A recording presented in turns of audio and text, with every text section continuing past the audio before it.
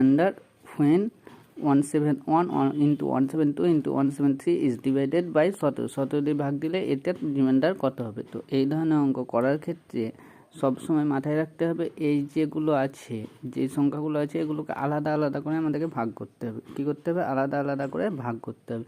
তারপর যেটা রিমাইন্ডার থাকবে তাদের মধ্যে গুণ করে দিয়ে যে অ্যান্সারটা হবে সেটাই হয়ে যাবে অ্যান্সার।